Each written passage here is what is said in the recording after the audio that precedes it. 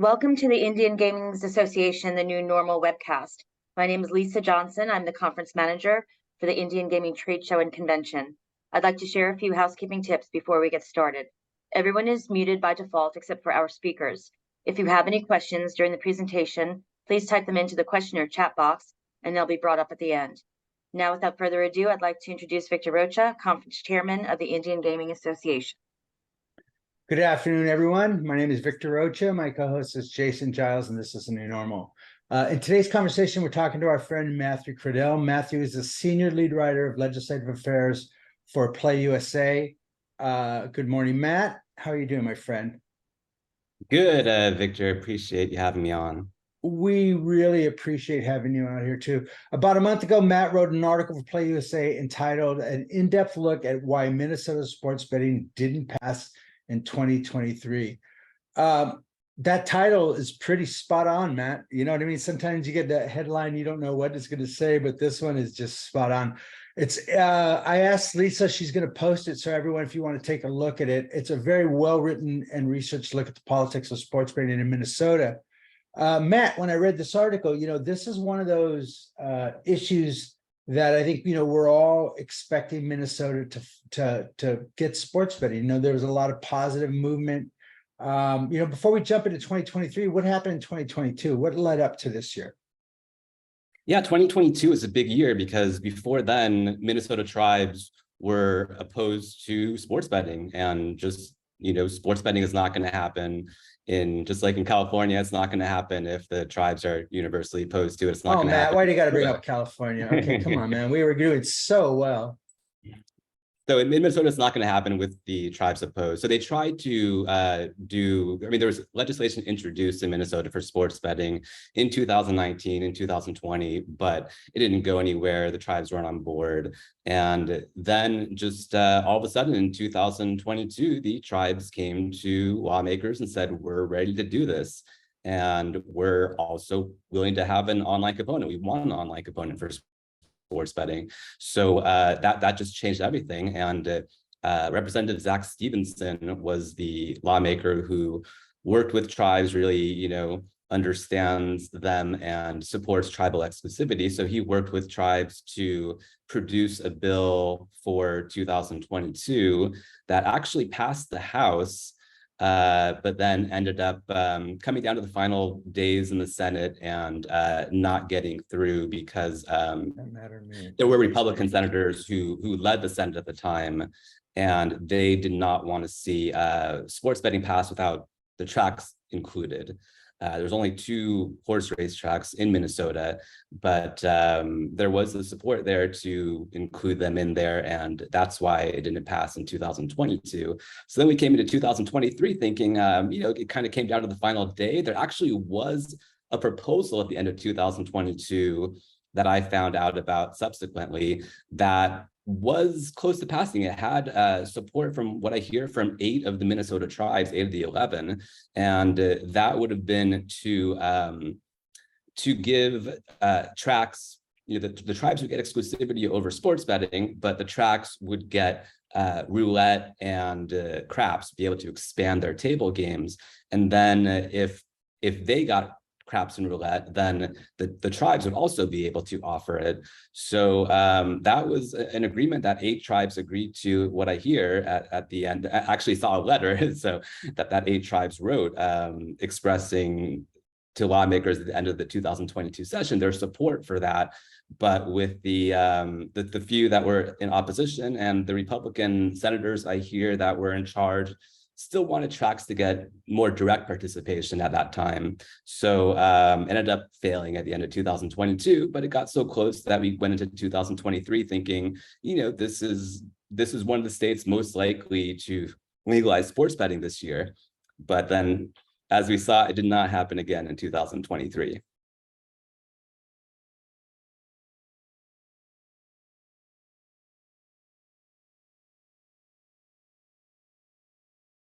Victor?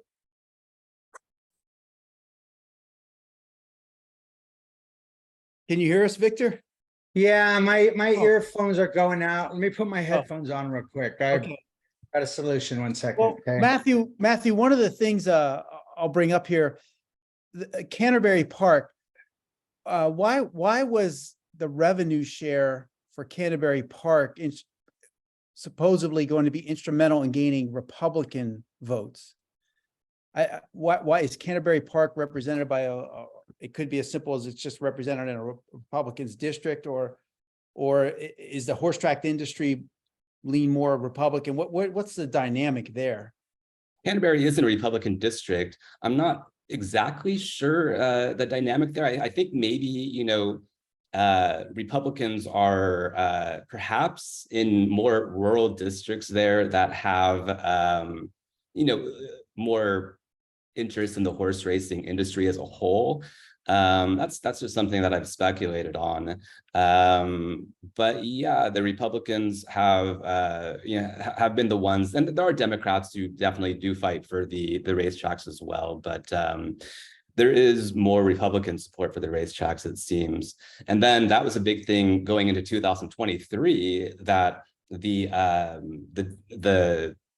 Democratic Farmer Labor Party took over the Senate in Minnesota. It already controlled the House and it took over the Senate. So now both chambers have Democratic support, and thought that might lead to, the sports betting passage in 2023, but it ended up actually being a hindrance because, when a party had control of both, chambers of the legislature and the governor's office, they all of a sudden could get through all the things that they couldn't get through in previous years. So they had such a long agenda of items that they, from what I hear, they mostly were able to get passed, but that pushed down, sports betting on the priority list for 2023. I see. Another interesting component of this, Matt, was the leagues, and what they were saying. And the thing that I always remind people is if you look at, and pull tabs were a part of this also, but if you look at when pull tabs were legalized, oh gosh, I don't know, maybe 5-6 years ago, a big part of that deal was the Minnesota Vikings said, listen, if we don't get a new stadium, and if you don't pay for it, we're going to move. And so that's how the pull tab bill passed. And, it grew. And I think what the tribes, and, when I first went to Minnesota in the mid 90s, I went to this little bar, and, they're drinking Grain Belt, and they got the big jar of pull tabs, and they bring it out and you pull them out and you have your beer. And that was part of that Minnesota farmer lifestyle that I saw. By the way, I was out in New Ulm and Sleepy Eye and stuff like that. What were the leagues this time? What were they saying? One of the things that I thought was interesting, they were saying, listen, we'll wait, but we won't wait forever. You know what I mean? So what was your take on that?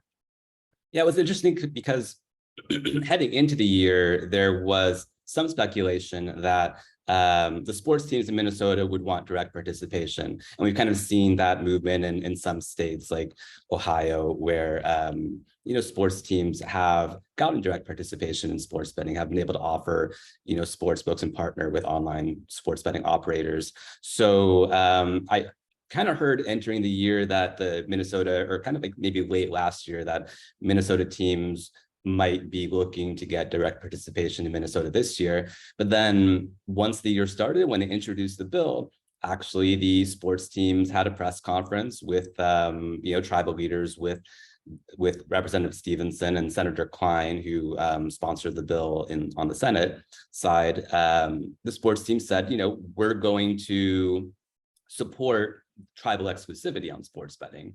So that's where they were, where, the sports teams in Minnesota and the tribes, a lot of them have long relationships, as they do here in California, where, long business partnerships. You see at the sporting events, you'll see the tribal logos, the tribal casinos being advertised there.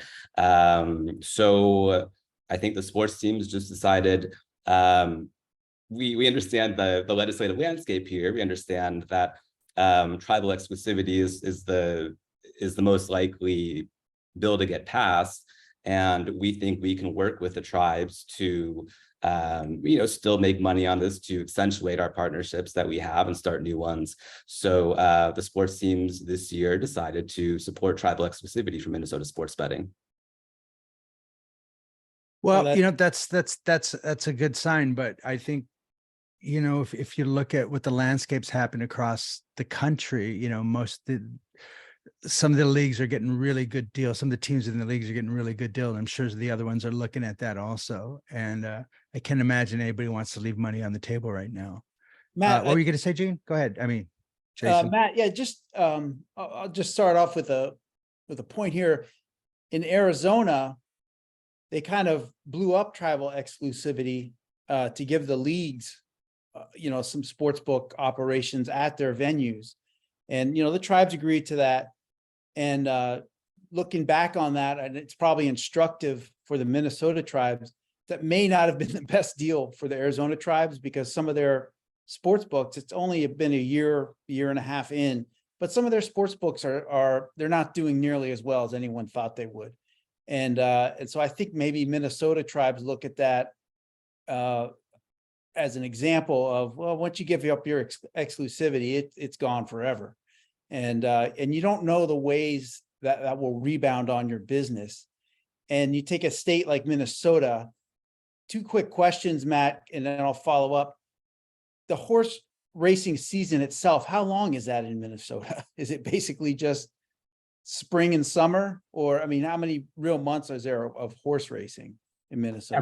I don't follow the Minnesota horse racing season too closely. I'm not exactly sure, but I think you're right on. I think Canterbury has, Canterbury is the only thoroughbred track. I think they have more more racing dates than Running Aces does.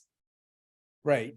And to that point, it from your article, it seemed that Running Aces and Canterbury weren't even on the same page here. Is that and so why, if they're not even on the same page with what they want, maybe tribes were just looking at it like, hey, we don't have to give up anything here, because the horse tracks themselves don't know really what they want.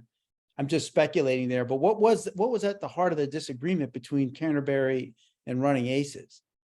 I think they're somewhat on the same page. When you saw them testify at the hearings, they were mostly testifying for the same thing, and basically they want as much inclusion as possible, as much for the horse tracks.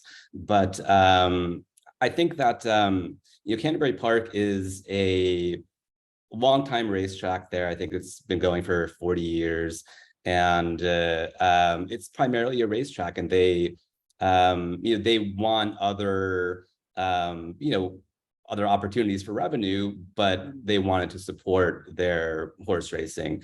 Running Aces, I think they've had a more recent buyer who bought the track with the intention of expanding gaming there. So they have more of an interest in expanding gaming than gaining revenue for horse purses.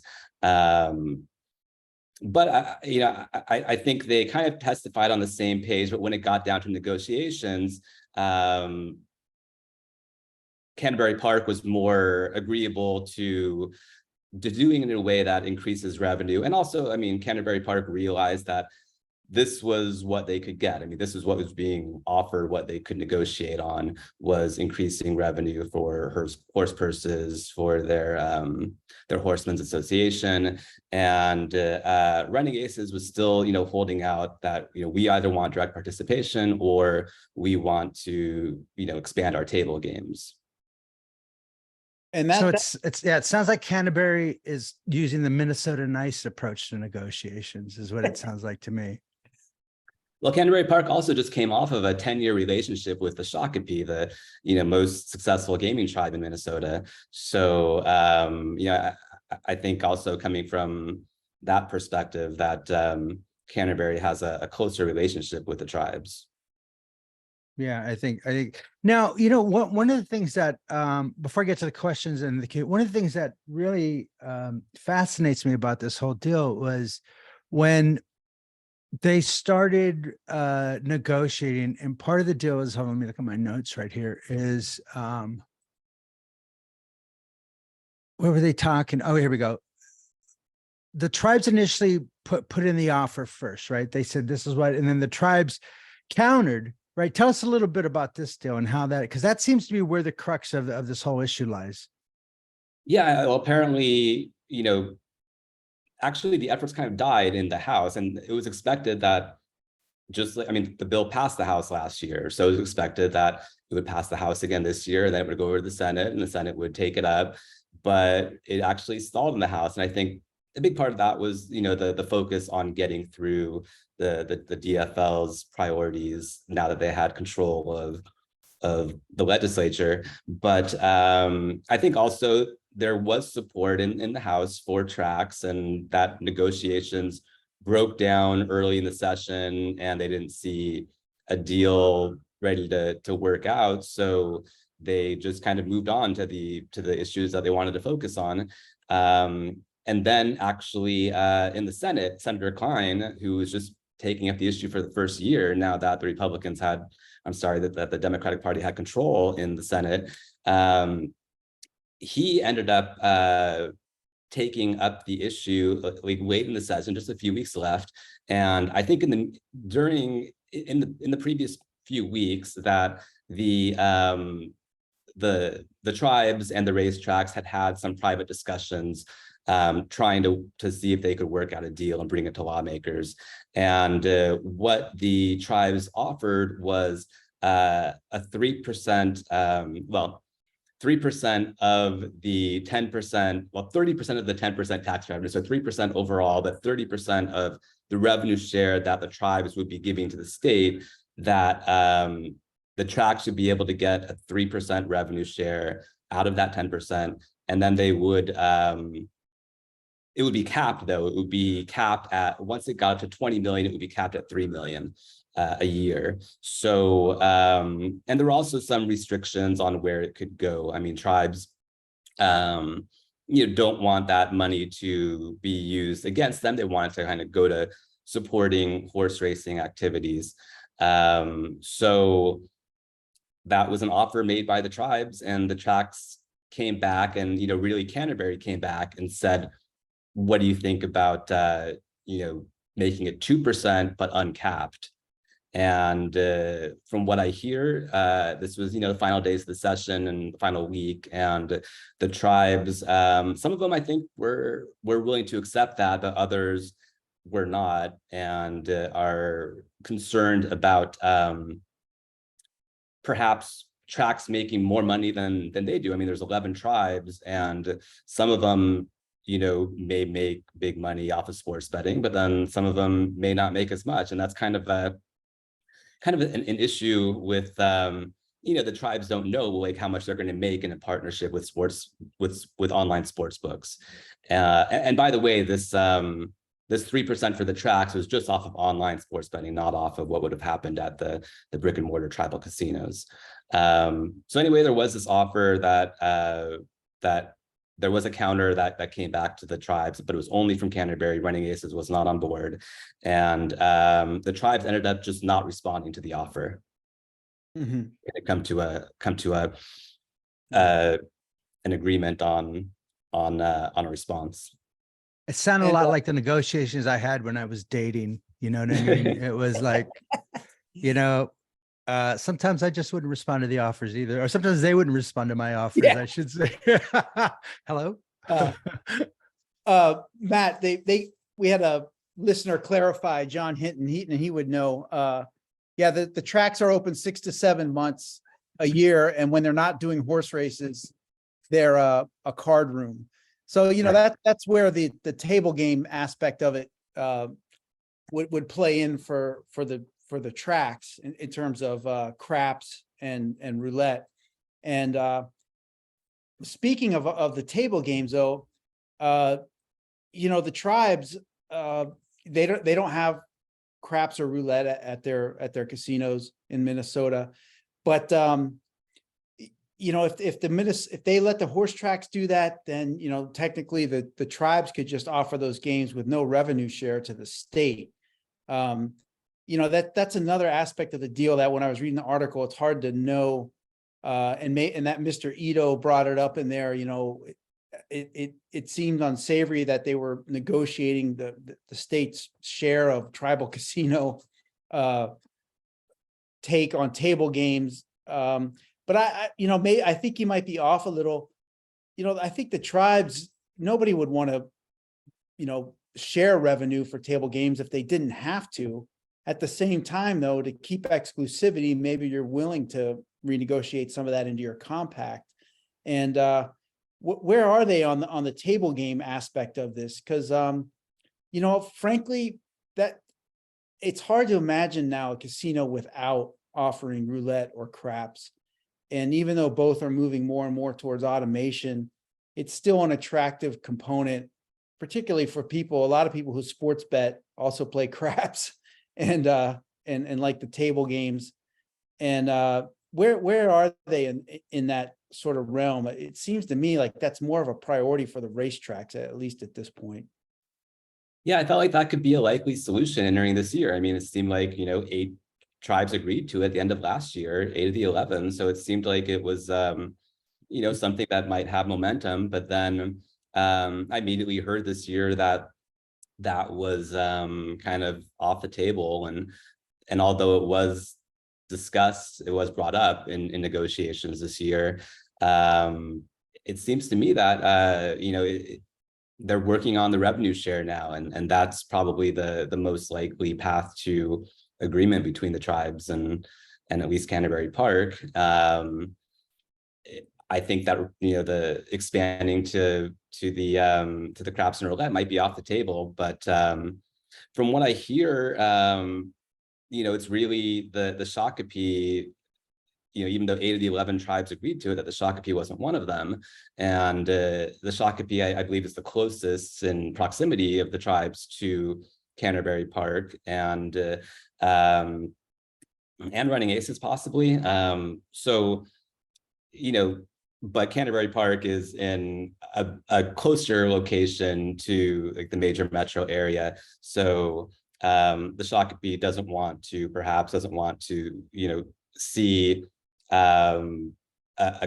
a competitor have craps and roulette closer to the metropolitan area than they are. I know there's the other 8 tribes that agreed to it. A lot of these tribes are like 300 miles away from Canterbury Park, so they're like, we want to have craps and roulette. We don't care what Canterbury Park is doing or what Running Aces is doing. So at least in terms of craps and roulette, if they all can have it. So that's why there were 8 that agreed to it last year, but it seems like at this point that that might be off the table. I think certainly that there's more potential for agreement next year just around a revenue share on sports betting. Matt, I think one of the interesting things about Minnesota, and which has always been unique to it, is the fact that when they got into gaming, they negotiated a compact with no revenue sharing. And so really, to have the tribes back at the table to saying, okay, listen, we'll do these deals, we'll do some revenue sharing. It seems like they're a little more willing to walk away than they are to stay because it's not to their liking. And this has always been a big deal, is like, how do we get the Minnesota tribes to share some of that? And this is a lot of the opponents that don't like it and stuff. So it seems like the tribes, like the California tribes, they would rather wait until the terms are better for them than to sign something that they don't like. That seems to be a big part of their resistance, I think. You know what I mean? They can wait it out. What do you think the market is in Minnesota? What are we talking about? What are the what are the numbers that you're hearing? The numbers that I've seen are 300 to 400 million. That was in the fiscal projections. So, if we're talking the bottom line, they're 300 million, then 3% of that would be 9 million to split between the tracks. So perhaps up to 4.5 million each. And not all of that would go to the tracks because they have their horseman associations and all of that. But that's where kind of like the issue comes up, where some of the smaller tribes say like, wait a minute here, we don't know if we're going to get more than 2 million from this. So if the tracks are going to get, potentially, 4.5 million, then maybe, up to 6 million each.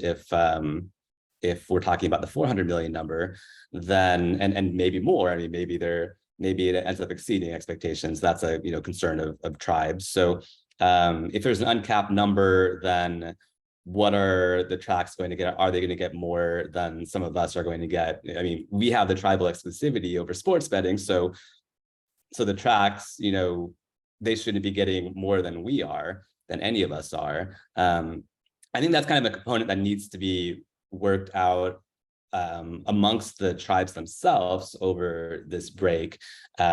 Is there a way, kind of in California, like it's less complicated in Minnesota, but is there a way to kind of share the revenue on sports betting? Because we know that there's just a hierarchy where the tribes who partner with a FanDuel, DraftKings are going to be doing the best, and then it goes down to, when you get down to the bottom half of those 11 tribes, there might not get have a real successful online sports betting operation.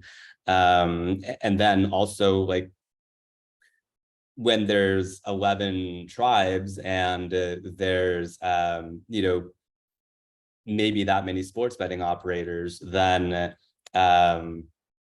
just the partnership, I mean, the negotiations between the sportsbook and the tribe, we don't know how those would go. I mean, like, how much revenue share for operating a sportsbook for a tribe is a sports betting operator going to give the tribe. So I think that the tribes could perhaps work out an arrangement amongst themselves where they might assure every tribe, you're going to at least get like 3 million out of this.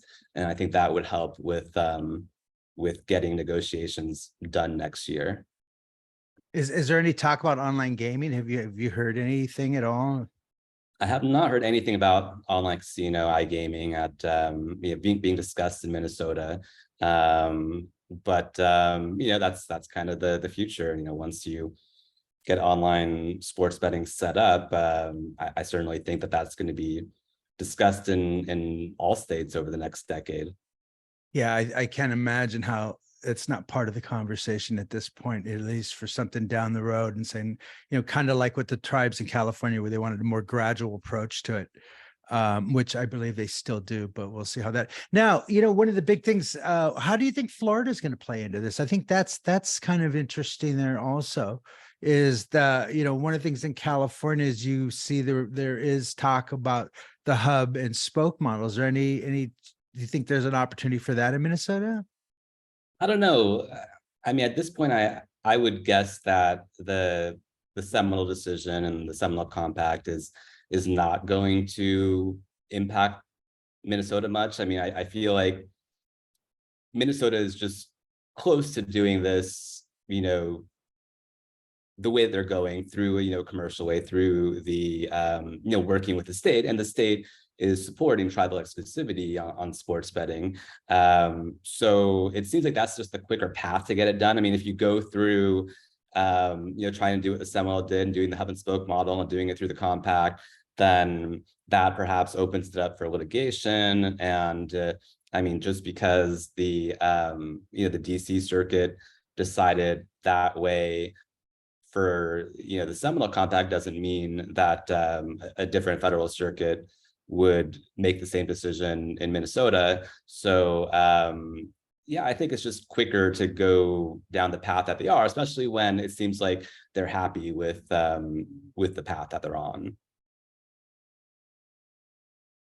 Jason, you want to get some of these questions? Yeah, let's get to these questions here, Victor. All right. First one's from our friend Ernest Matthews. He goes, Matthew, do you know how many of Minnesota tribes may have entered into a market access agreement contingent on the legality being agreed to? Which was kind of my question is, what's the whisper campaign you're hearing? With FanDuel being top and Maverick being the lowest, or Fanatics, do we know who's teaming up with, who's dancing at the Sadie Hawkins dance, who their partners are? I don't know. They really kept that quiet, and I don't know, who has a partnership with whom. Like but, California, like California. yeah, I mean, I've heard whispers in California, but I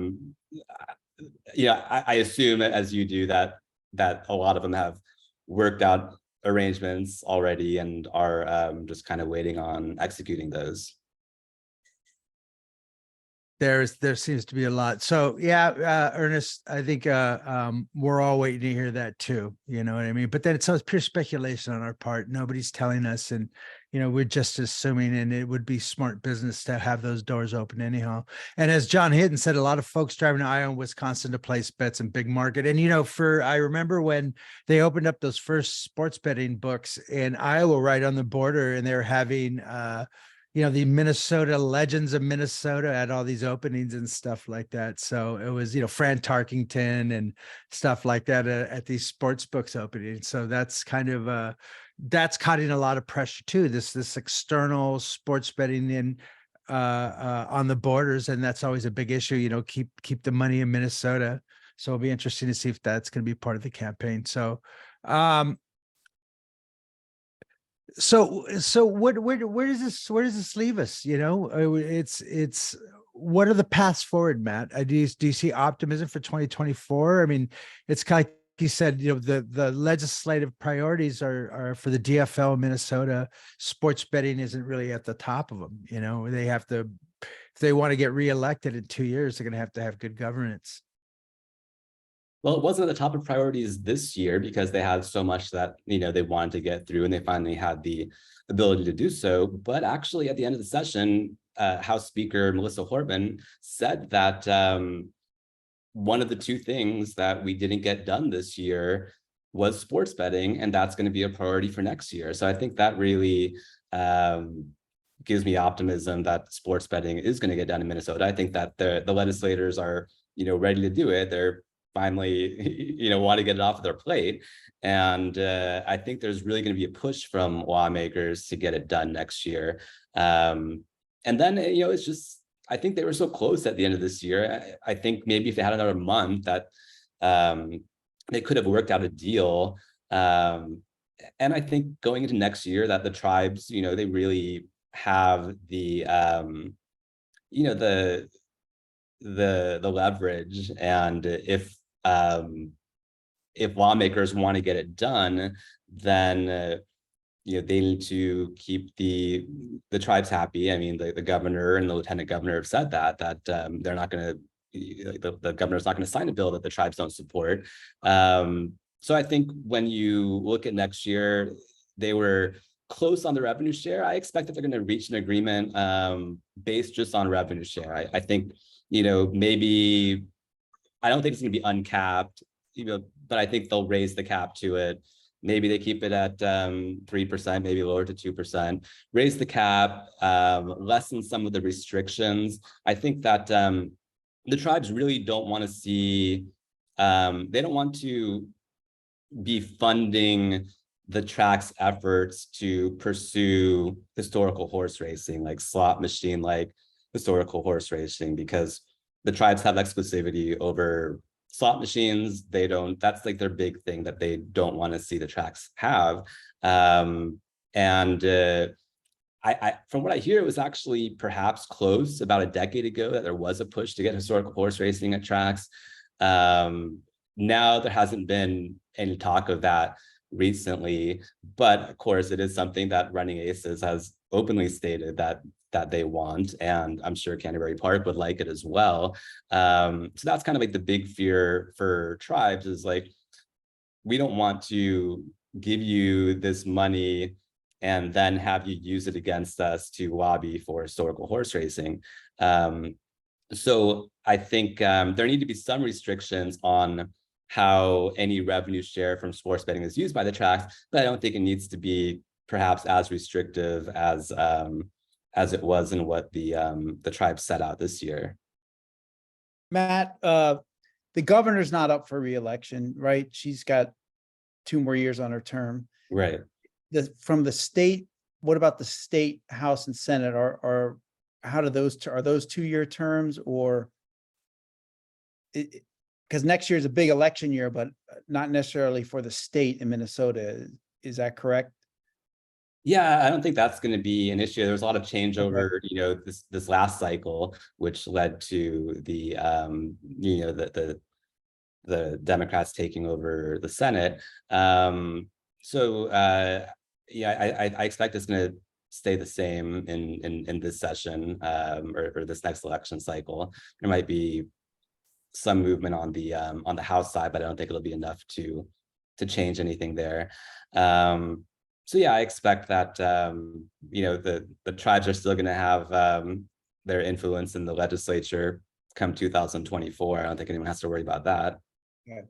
Matt, sorry, one of the interesting part about this is that right in the middle of all this, the tribes were going after the pull tabs again. And I think, they learned that lesson. And I think there's something really to learn here about what they're thinking, especially when it comes to historical racing. I don't think they went through all that trouble to go with the pull tabs and just to allow historical racing to go unfettered in Minnesota, so it just feels, I think the pull tab thing for them was a surprise. I don't think anybody expected it to be as big as it is. I believe it's about a $3 billion industry or something like that in Minnesota. I think something around, maybe even 4. I was kind of shocked when I saw the numbers. So it's big numbers in Minnesota. So, and kind of the side, how is that going to affect Minnesota with the pull tabs? It kind of, does that create new enemies, or is it just, it is what it is? That is interesting. That does perhaps create some enemies for the tribes, and maybe those enemies can kind of team together and gain some momentum against the tribes in the legislature. But we'll have to, I guess, see how it plays out. I don't know. I mean, the charitable gaming operations there have said that the legislative changes for the e-pull tabs that occurred this year are going to reduce their revenues by 25%. So if it goes that way, that's going to be a significant impact on a lot of charities in Minnesota. So we'll see. I mean, that could be something that perhaps swells some momentum against tribes in Minnesota. Yeah, we had that in California at one point, gosh, it was like 10, 13 years ago, which was the big push was with the charities and pushing Class 2 gaming and getting it automated and stuff like that. And that went off the rails pretty quickly. So I think a lot of tribes look at that as maybe a backdoor to get in. And like I said, I don't think anybody expected pull tabs to grow into the industry that it did in Minnesota. So it should be interesting to see what the contraction looks like and how that's going to affect the politics in Minnesota. Well, the issue with the e-pull tabs was, similar to historical horse racing, that they were playing like slot machines and infringing on tribal exclusivity. Yeah. And as you see across the country, there's been a real big and renewed push for historical horse racing. It's kind of, especially in the last 12 months, you're just really seeing it. You're seeing it in Kentucky and other places where it's just growing. The racetracks see it as a way to get revenue for, a dying industry, I even heard it mentioned about California at a panel. I did. I saw some comments today on Twitter from people who don't know what they're talking about. Historical horse track racing is a lot safer for the horses than current horse racing. Oh, Jesus. I no kidding, huh? I know kidding. Yeah. Well, in there on these guys, but one other thing in your excellent article, Matt, was, the animosity is still there, tribes and racetracks and the different stakeholders.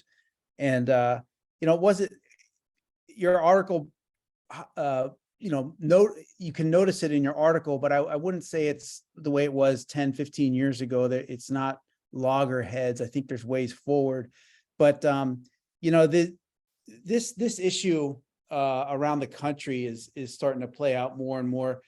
Recently, just this past Triple Crown year, you kind of saw younger folks gravitating more towards at least the bigger horse racing events, and they wondered if it's if it's sparking interest again in what they can offer. Saratoga extended their race season because there's just so much tourism and booming interest in their racetrack in upstate New York.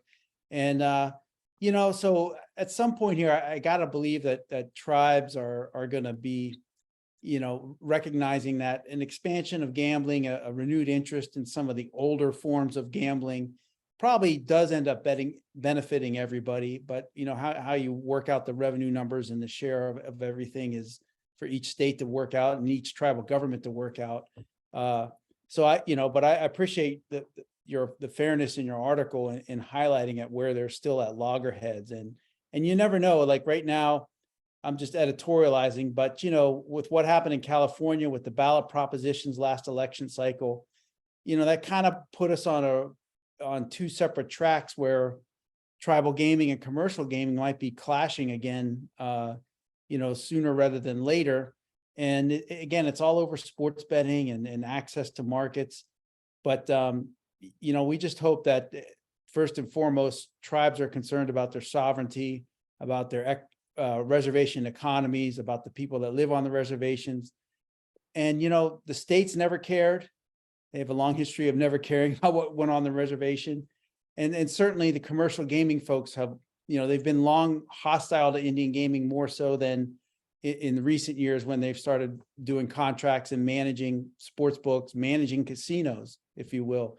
So the history shows, we've been at loggerheads more than we've been trying to find a way forward. But I think this new younger generation and this new dynamic with online may needle us a way through so that the bigger pot for all is what everyone's trying to arrive at. And I think your article brought out those factors excellently. And I appreciate you for taking a complex issue like this in Minnesota and breaking it down for us, who we look at things more nationally and how it implicates from state to state. But Minnesota, Shakopee is one of the biggest tribes and biggest donors in the country, and they've positioned themselves as that. It's a great thing that they do for their surrounding community. But the day might be coming where we've got to retrench and let everybody know, look, this is for the benefit of our people on the reservation first, who were long ignored. And so I hope that the negotiations next year take all that into consideration. And I know the tribes will do that, but we need to see some more recognition from the commercial guys, whether it's racetracks or online gaming companies.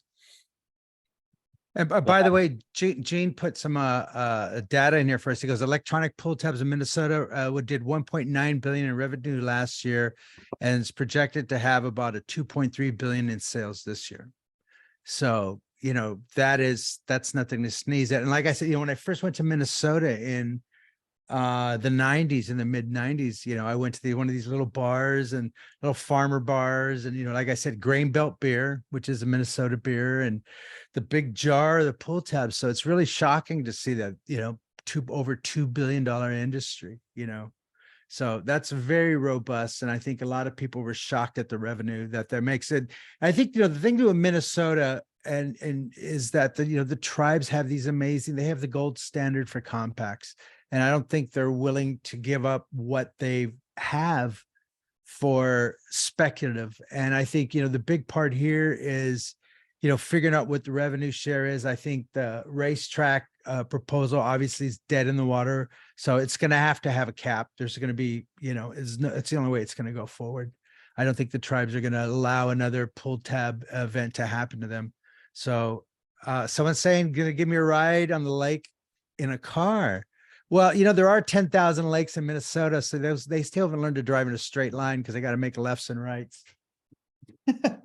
They have to make left and rights to avoid those lakes and stuff like that. But we'll see how that works, right? You know what, Matt? Let's see. Do we have any more questions?